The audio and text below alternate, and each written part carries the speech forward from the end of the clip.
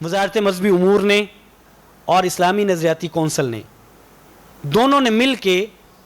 اس کو اعتراضات اس پر لگا کے وزارت انسانی حقوق کو واپس کر دیا ہے، اور جو اعتراضات لگائے ہیں وہ بالکل بجا ہیں۔ وہ اعتراض یہ ہیں کہ پہلی بات یہ ہے کہ بالجبر تو پہلے بھی قانون میں پاکستان میں جبراً اسلام قبول کرنا تو ٹھیک ہی نہیں ہے، اور اس کی مثالیں ماضی قریب میں موجود ہیں کہ جب سندھ کی 2 بچیوں نے اسلام قبول کیا اور وہاں ان کے خاندان نے اور جو ہندو مذہب کے لوگ تھے انہوں نے اور NGOs نے عدالت میں جا کے کیس کیا، تو ان بچیوں کو وہاں عدالت میں پیش کیا گیا، اور ان بچیوں کا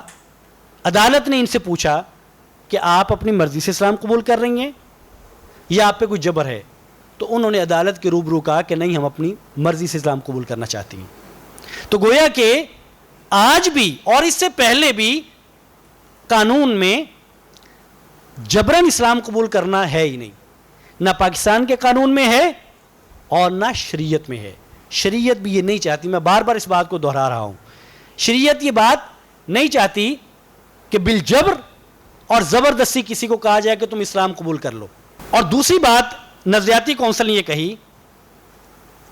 کہ یہ قانون اسلامی شریعت، پاکستان کے آئین اور انسانی حقوق، جو بنیادی انسانی حقوق ہیں، ان کے منافی ہے۔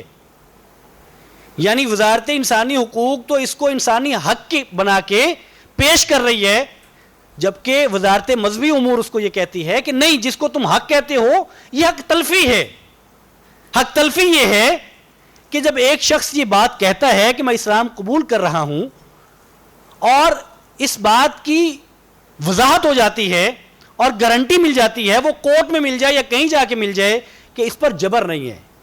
یہ اپنی رضامندی سے کر رہا ہے، تو یہ اس کا حق ہے کہ وہ اسلام کو قبول کرے، یہ اس کا بنیادی حق ہے۔ ممکن ہے کہ وہ پچھلے 6 سال سے مطالعہ کر رہا ہو۔ آپ کو کیا لگتا ہے کہ جب کوئی شخص اسلام قبول کرتا ہے تو کیا پلک جھپکتے ہی اس کو خواب آتا ہے کہ میں نے اسلام قبول کر لینا ہے؟ تو یعنی جب وہ شخص اپنی رضامندی ظاہر کرتا ہے کہ میں اسلام قبول کرنا چاہتا ہوں،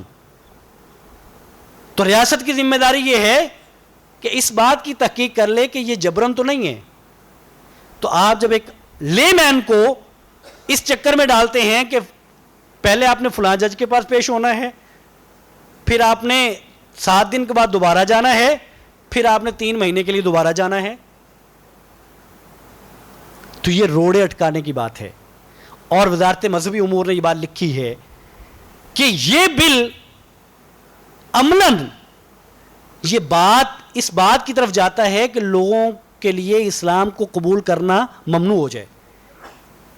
یہ اسلام کو قبول کرنے کی ممانعت بتاتا ہے یہ بل، جو رکاوٹیں بتائی جا رہی ہیں۔ اور تیسری بات وزارت مذہبی امور نے یہ بھی لکھی